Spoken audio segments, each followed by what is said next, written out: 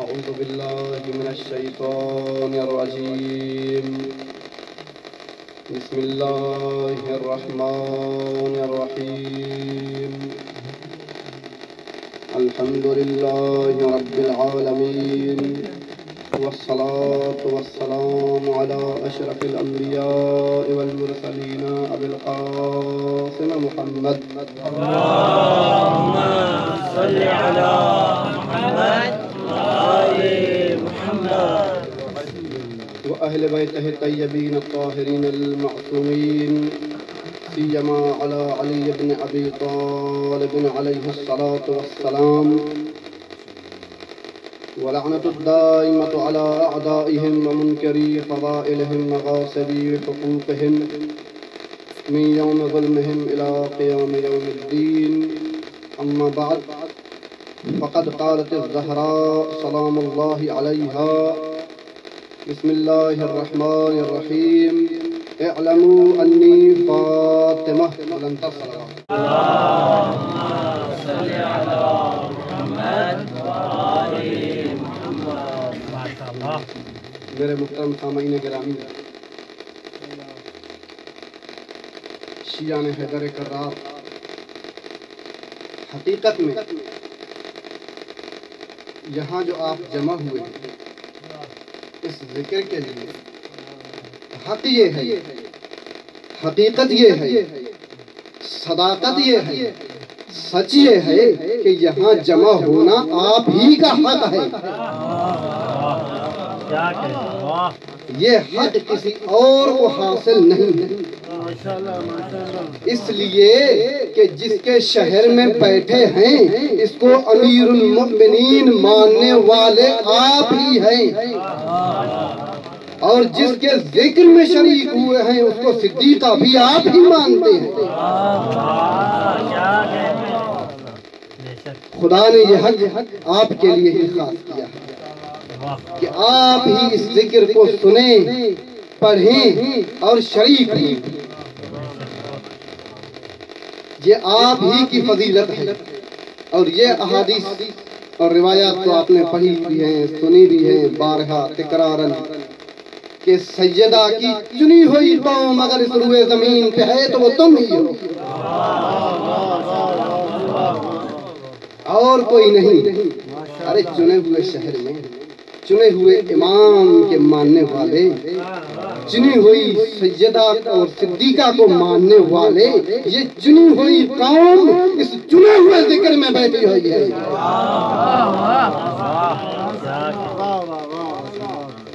میرے محترم سامعین، خدا کی توفیق دے خیر میں اضافہ فرمائے. میں کوشش یہی کروں گا کہ زیادہ دیر اپنے سننے والوں کو زحمت نہ دوں. لب لباب وہ خلاصہ تقریر آپ کی خدمت میں پیش کروں اور زحمات کو تمام کروں. آپ کی خدمت میں سیدہ کے خطبے میں سے ایک کلام، ایک جملے کو پیش کیا. سیدہ فرماتی ہیں کہ وَعْلَمُوا أَنِّي فاطمہ، جان لو کہ میں فاطمہ ہوں. ارے اس کی معرفت کا حکم خدا نے دی، اس کو پہچنوایا کس نے؟ نبی نے. اب سیدہ فرما رہی ہے کہ وَعْلَمُوا أَنِّي فاطمہ. خداوند قدوس قرآن میں فرما رہا ہے کہ وَإِنَّا أَنزَلْنَاهُ فِي لَيْلَةِ الْقَدْرِ وَمَا أَدْرَاكَ مَا لَيْلَةُ الْقَدْرِ لَيْلَةُ الْقَدْرِ خَيْرٌ مِّنَ أَلْفِ شَهْرٍ. ہم نے قرآن کو، کس قرآن کی بات ہو رہی ہے؟ یہ قرآن جو آپ شب و روز پڑھتے ہیں، یہ قرآن جس کی آپ تلاوت کرتے ہیں، یہ قرآن جس کے لیے آپ کسی قاری کو بٹھا کر تلاوت سنتے ہیں، اس قرآن کی بات ہو رہی ہے. خدا فرما رہا ہے کہ اِنَّا أَنزَلْنَاهُ فِي لَيْلَةِ الْقَدْرِ. اس قرآن کو ہم نے لیلۃ القدر میں نازل کیا. عزیزان، اتنا کہہ دینا کافی تھا کہ ہم نے اس قرآن کو لیلۃ القدر میں نازل کیا، لیکن نہیں، خدا نے مزید اپنی کتاب میں فرمایا کہ وما ادراک ما لیلۃ القدر، ارے تم کیا جانو کہ لیلۃ القدر کیا ہے؟ خود خالق کائنات استعجاب انسانی میں اضافہ کر رہا ہے کہ تم کیا جانو کہ لیلۃ القدر کیا ہے؟ امام سے پوچھے مولا آپ ہی بتائیے۔ امام نے کہا کہ لیلۃ القدر ہماری جدہ ماجدہ فاطمہ الزہرا۔ خدا نے تکرار فرمایا کہ انا انزلناہ فی لیلۃ القدر، ہم نے قرآن کو نازل کیا لیلۃ القدر میں۔ وما ادراک ما لیلۃ القدر، اور تم کیا جانو کہ یہ لیلۃ القدر کیا ہے؟ لیلۃ القدر تیسری بار تکرار ہوا، لیلۃ القدر خیر من الف شہر۔ عزیزان جیسے ہی خدا نے کہا انا انزلناہ، میں تکرار کر رہا ہوں، انا انزلناہ فی لیلۃ القدر وما ادراک ما لیلۃ القدر، ہم نے قرآن کو نازل کیا لیلۃ القدر میں، اور تم کیا جانو کہ لیلۃ القدر کیا ہے؟ وَاعْلَمْ أَنِّي فاطمہ، ارے لیلۃ القدر کچھ اور نہیں ہے۔ درود بھیجیے سیدہ کی ذات۔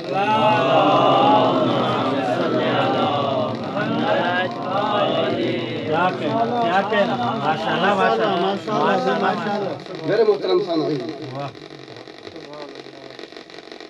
یہ سیدہ حقیقت میں دیکھا جائے تو سیدہ کے اس خطبے کا ایک ایک جملہ اس میں پوری نہج البلاغہ پوشیدہ۔ ارے وہ نہج البلاغہ کتاب جس کی جب لکھی گئی اس وقت سے لے کر آج تک شرحیں ہو رہی ہیں، بیان ہو رہے ہیں، تقریریں ہو رہی ہیں، آج تک کوئی شرح مکمل نہیں کر پایا۔ یہ میری طرف سے غلو مت سمجھیے گا عزیزان، اسی ہی نہج البلاغہ اور ادھر دیکھیے خطبہ سیدہ۔ ارے امام کا تو یہ کام تھا نا، امام تو امام تھے نا، امام تو مرد تھے نا، باہر نکلتے، مجمع میں آتے، منبر پر تشریف لاتے اور لوگوں کو خطبے سناتے، یہ امام کا کام تھا۔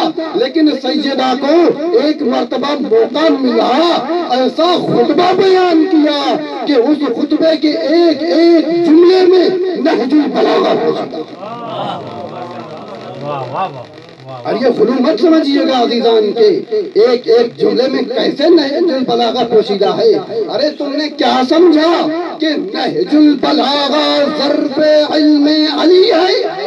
نہیں، ایسا قطعا نہیں۔ نہج البلاغہ ظرف علم علی کا نام نہیں، کشکول رضی کا نام ہے۔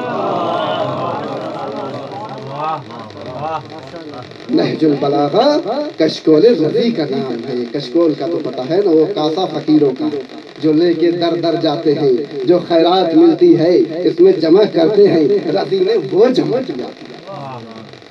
ورنہ آج تک اس دنیا میں کوئی ایسا ظرف نہیں ہے جس میں علم علی کو سمویا جا سکے۔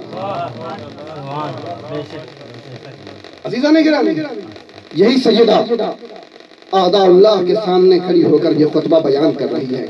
حقیقت میں دیکھا جائے نا، اگر آپ سنیں گے تو کم رقم، یہی سیدہ اگر آپ سنیں گے تو کم پڑوں گا، یہی سیدہ اعداء اللہ کے سامنے خطبہ بیان کر رہی ہیں۔ خطبہ کس کے سامنے بیان کر رہی ہے؟ اعداء اللہ کے سامنے۔ اب ہم دیکھیں کہ یہ اعداء اللہ اعداء الاسلام ہیں، اور اسلام نے دو طریقے بتائے ہیں۔ اسلام نے ایک طریقہ نعمت و ہدایت بتایا، دوسرا طریقہ کون سا تھا؟ دوسرا طریقہ گمراہی و ضلالت کا۔ ارے سورہ فاتحہ میں تو پڑھتے ہیں نا، انعمت علیہم غیر المغضوب علیہم ولا الضالین، پڑھتے ہیں نا۔ دو راستے ہیں، سورہ فاتحہ میں بھی دو ہی راستے ہیں، کہ ایک وہ راستہ ہے جس پر اللہ کی نعمتیں، دوسرے وہ جو گمراہ ہیں، ضالین ہیں۔ عزیزان گرامی، یہ دو راستے اسلام نے بتائے۔ ایک راستہ انعمت علیہم تو اس وقت بیان ہو گیا عمل کیا نہ کیا یہ ان کی قسمت تھی، بیان ہو گیا، کہا الیوم اکملت لکم دینکم واتممت علیکم نعمتی۔ ایک راستے کو بیان کر دیا، دوسرا راستہ رہتا تھا۔ جیسے میرے برادر گرامی پڑھ کے گئے ہیں، یہ انہوں نے فرمایا کہ رسول خدا نے فرمایا تھا کہ فاطمہ کو جس نے بھی اذیت دی اس نے مجھے اذیت دی، اور جس نے فاطمہ کو اذیت دی اس نے خدا کو اذیت دی۔ ارے جو خدا کو اذیت دے وہی سب سے زیادہ گمراہ ہے۔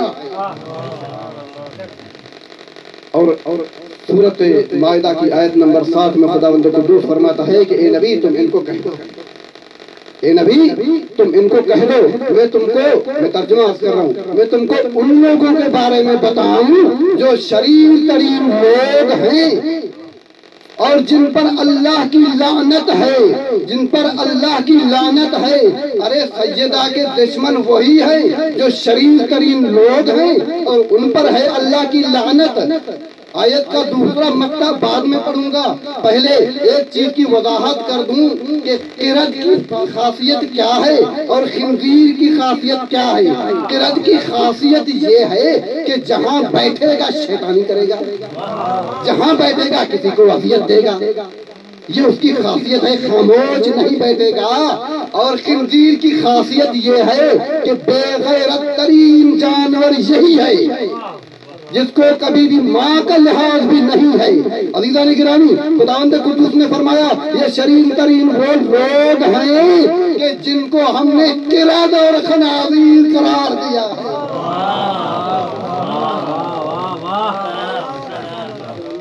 اور یہی سیدہ عزیزان گرامی دربار میں جب آئیں، اب میں یہ بحث نہیں کروں گا، اس بحث کو ایک جانب میں رکھیے کہ سیدہ لائی کیا تھی، تحریر تھی، گواہ تھے، کیا ثبوت تھا، کیا دلیل تھی۔ ارے اس کو چھوڑو، اتنا تو مسلم ہے، بخاری تک میں بھی موجود ہے کہ سیدہ نے دعویٰ کیا، اتنا تو بخاری تک میں بھی موجود ہے کہ سیدہ نے دعویٰ کیا۔ تو عزیزان گرامی، معصوم یا معصومہ اگر دعویٰ کر دے تو اس سے دلیل نہیں مانگی جاتی۔ آپ سوال کریں گے، آپ سوال کریں گے بھائی یہ کیسے ممکن ہے؟ دعویٰ تو دعویٰ ہوتا ہے، اس کے لیے دلیل تو چاہیے نا۔ عزیزان گرامی، آپ کو تو پتا ہے نا کہ جب حسنین نے سوال کیا کہ اماں ہمارے لباس کب آئیں گے، اماں ہمارے لباس کب آئیں گے، تو سیدہ نے کہا بچے ابھی رات ہے، لباس درزی کے پاس ہے، صبح ہوتے ہی لباس آ جائیں گے۔ یہ سیدہ کا تھا وعدہ، یہ سیدہ کا وعدہ تھا کہ لباس آئیں گے، اور فدق سیدہ کا تھا دعویٰ۔ ارے جیسے ہی وعدہ کیا، صبح ہوئی کہ رضوان جنت درزی بن کے لباس لے کے آ گیا۔ جس سیدہ کا وعدہ اتنا سچا ہے اس کا دعویٰ کتنا سچا ہوگا۔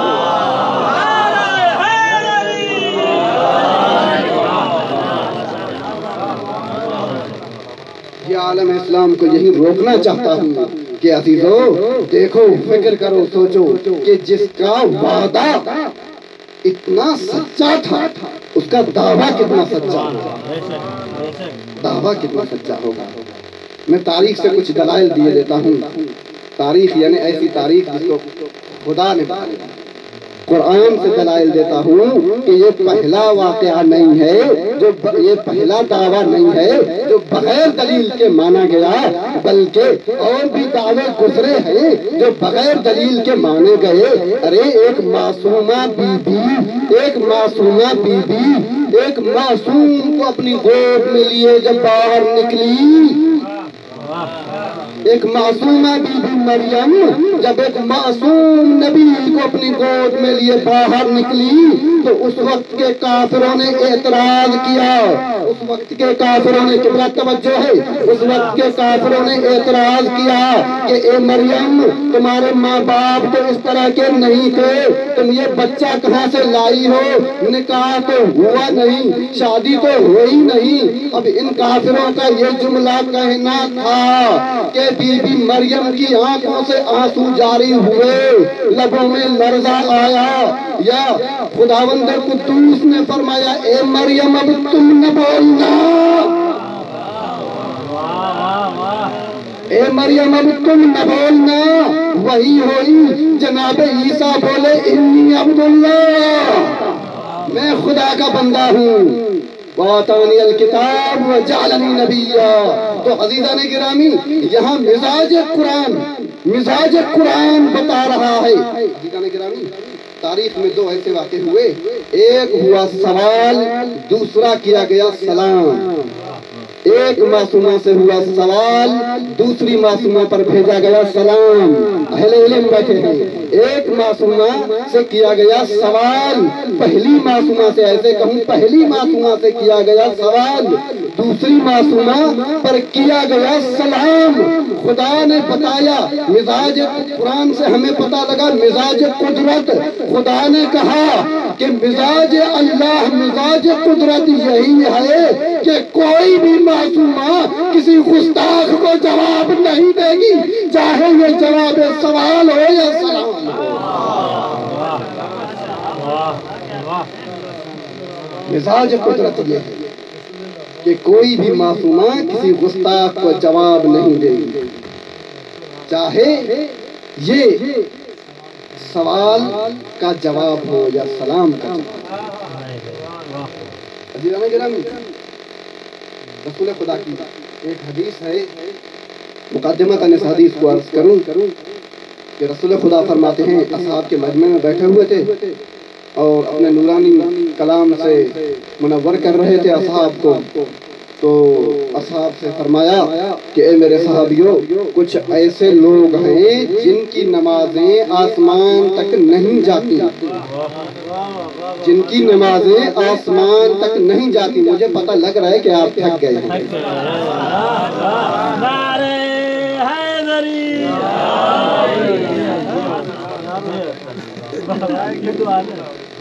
رسول خدا فرما رہے ہیں کہ کچھ ایسے لوگ ہیں جن کی نمازوں کے لیے آسمانوں کے دروازے بند کر دیے جاتے ہیں، آسمانوں کے دروازے بند کر دیے جاتے ہیں۔ صحابہ نے پوچھا یا رسول اللہ بتائیے دروازے بند کیوں کر دیے جاتے ہیں؟ یا رسول اللہ بتائیے دروازے بند کیوں کر دیے جاتے ہیں؟ کہا اس لیے کہ وہ سواری جو اس نماز کو آسمانوں تک لے جائے اس کا انتظام نہیں کرتے۔ یا رسول اللہ یہ سواری بھی بتائیے تاکہ ہم بھی انتظام کیا کریں۔ یا رسول اللہ سواری بھی بتائیے۔ رسول خدا نے فرمایا اس لیے کہ وہ زکوٰۃ ادا نہیں کرتے۔ ارے عزیزان گرامی اسلام تو ایسا دین ہے جو حقوق انسانی کا دین ہے، حقوق انسانی کی پاسداری کی گئی۔ اس اسلام نے اس فقیر تک کا حق رکھا جس کے کوئی رشتہ داری نہیں ہے۔ ارے اسلام نے پڑوسیوں کا حق رکھا، اسلام نے فقیر کا حق رکھا، یعنی ایسے اشخاص کا بھی حق رکھا تمہارے اموال میں کہ جس سے کوئی رشتہ داری نہیں۔ اے عالم اسلام کے مفکروں میں دعوت دینا چاہتا ہوں کہ ایسا اسلام جس اسلام کے تم دعوے دار ہو، اس اسلام نے تو ان فقیروں کا بھی حق رکھا جن سے کوئی رشتہ داری نہیں۔ کیا اسلام نے اس سیدہ کا حق نہیں رکھا جس کے ذریعے رشتوں کی پہچان ہوئی؟ تو کہا ہم فاطمہ و ابوہا و بالوہا و بنوہا۔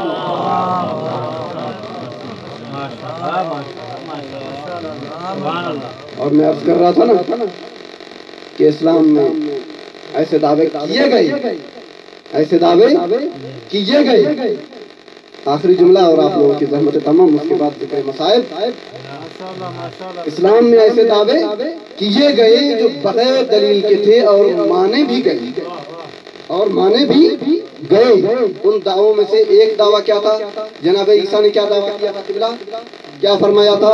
قرآن نے ان الفاظ کو لکھا باقاعدے، کہا انی عبداللہ، میں اللہ کا بندہ ہوں، پہلا دعویٰ، انی عبداللہ، میں اللہ کا بندہ ہوں، یہ پہلا دعویٰ تھا۔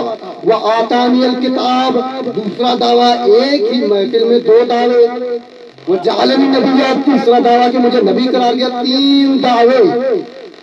ارے اسلام میں تین دعوے تو کم از کم ایسے ملے کہ جو بغیر دلیل کے مانے گئے۔ ارے بغیر دلیل کے کیسے مانے گئے؟ جیسے ہی جناب عیسیٰ نے دعویٰ کیا، اس وقت کے کافروں میں سے مجھے کس کتاب میں نہیں ملا، اگر آپ لوگوں کو ملے تو مجھے دکھائیے گا۔ اس وقت کے کافروں میں سے کسی کافر نے اٹھ کے نہیں کہا کہ اگر کتاب لائے ہو تو پڑھ کے سناؤ۔ ارے اگر نبی ہو تو کیا معجزہ کر کے دکھاؤ۔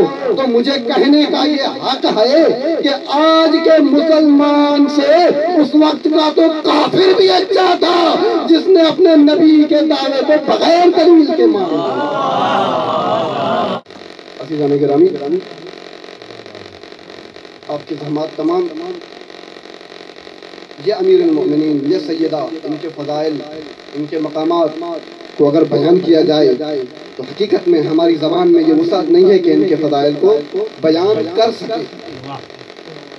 ان کی صداقت، ان کا علم، ان کا شرف، ان کا مقام خدا کے نزدیک، اور اتنا بڑا مقام رکھنے والی یہ ہستیاں، ان کو ایسے گن امت کی طرف سے کہ حقیقتاً دیکھا جائے کہ امیر المؤمنین، مؤمنوں کے امیر کی تنہائی کا وقت تو اس وقت سے شروع ہو گیا تھا جب رسول خدا کی رحلت ہو۔ عزیزان، امیر المؤمنین حقیقتاً اس وقت تنہا ہو گئے تھے جب رسول خدا چلے گئے، جبھی تو حق چھین لیا گیا۔ عزیزان گرامی، امیر المؤمنین کی تنہائی دن بدن بڑھتی جا رہی تھی۔ عزیزان، دن بدن تنہائی بڑھتی جا رہی تھی۔ وہ اس طرح کہ جب سیدہ کا آخری وقت آیا نا، اس وقت بھی امیر المؤمنین کی تنہائی کو مولا نے خود ہی محسوس کیا، اور سیدہ کی شہادت کے بعد امیر المؤمنین کا حال یہ تھا کہ امیر المؤمنین نے اپنے ہی گھر کو عزا خانہ سیدہ بنا دیا۔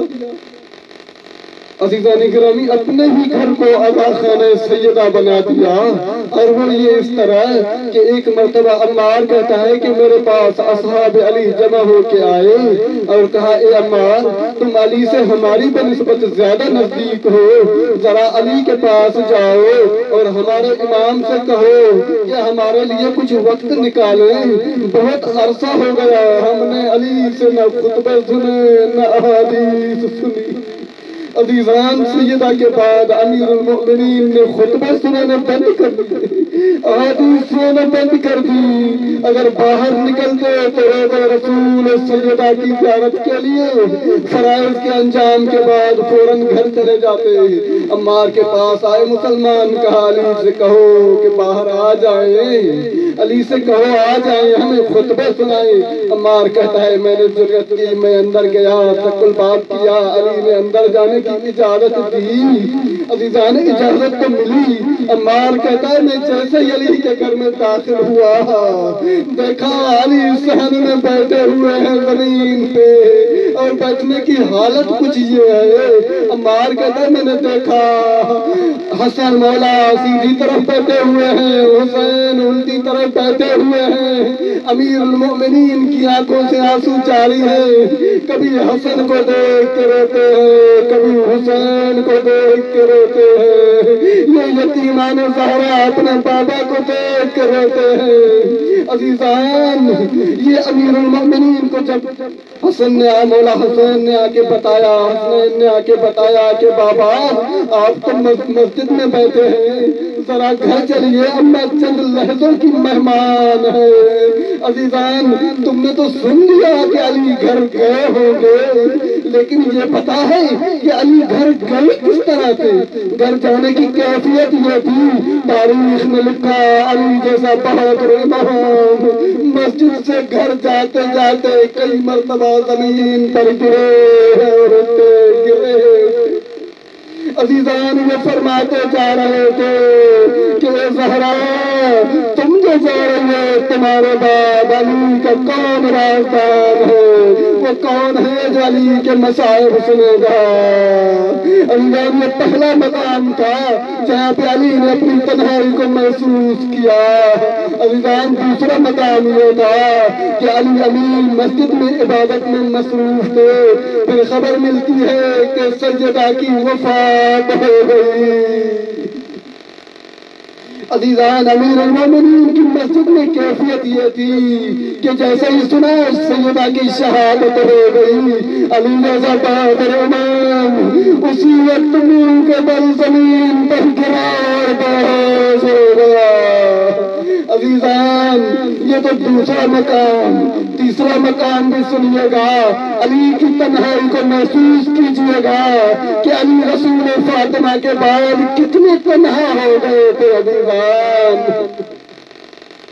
تیسرا مقام یہ تھا کہ جب علی آئے زہرا کے جنازے کو لے کر دفن کرنے کے لیے نا عزیزان، تو دفن کرنے کے لیے آئے. آدھی رات کا ٹائم ہے. اب ابو ذر کو بلا کے کہتے ہیں ابو ذر. ارے عزیزان آپ کو تو پتا ہے نا سیدۃ النساء العالمین کے جنازے میں علی کے علاوہ 8 نفر تھے. رات کے ٹائم جنازہ اٹھایا گیا، 8 نفر جنازے میں شریک تھے علی کے علاوہ. علی مولا کہتے ہیں ابو ذر ایک کام کرے، میں سیدہ کو دفن کرنے لگا ہوں، میرے حسنین یتیمین بہت کم سن ہے، ذرا ایک کام کرو حسنین کو تم پہلے گھر لے جاؤ تاکہ پھر سیدہ کو دفن کروں. ابو ذر حسنین کو لے کے گھر چلے. امیر المومنین باقی اصحاب کی طرف متوجہ ہو کر فرماتے ہیں اے میرے صحابیوں اب تم بھی گھر چلے جاؤ، زہرا کے بعد کسی کی ضرورت نہیں رہی. عزیزان جب امیر المومنین دفن کرنے لگے نا سیدہ کو، امیر المومنین نے فرمایا کہ ایک قبر ذرا خیال رکھنا، زہرا کو امت نے بہت دکھ دیے تھے. عزیزان امیر المومنین کے جملے کہنے کی دیر تھی کہ قبر زہرا سے آواز آئی مولا ہمیں پتا ہے کہ زہرا کو بہت غم دیے گئے، زہرا کا جنازہ زخمی ہے. عزیزان امیر المومنین نے جب دفن کر لیا تو دفن کرنے کے بعد امیر المومنین قبر زہرا پہ اس طرح کھڑے ہوئے جیسے آدھی رات کو اندھیرے میں کسی شخص کی کوئی قیمتی چیز کھو جائے. امیر المومنین قبر زہرا پہ کھڑے ہو کر کبھی سیدھے دیکھتے کبھی الٹے دیکھتے، یعنی امیر المومنین یہ کہنا چاہ رہے تھے آئین آئین انت یا فاطمہ. عزیزان گرامی اس کے بعد امیر المومنین قبر زہرا کے ساتھ لیٹ گئے اور لیٹنے کا انداز کچھ یوں تھا کہ امیر المومنین نے اپنے رخسار قبر زہرا پر رکھے. رخسار قبر زہرا پر رکھنے کی دیر تھی کہ قبر سے آواز آئی یا علی تم میری قبر پہ ہو، ذرا گھر تو جا کے دیکھو، یا علی ذرا گھر تو جا کے دیکھو میری زینب کا کیا حال ہے. اے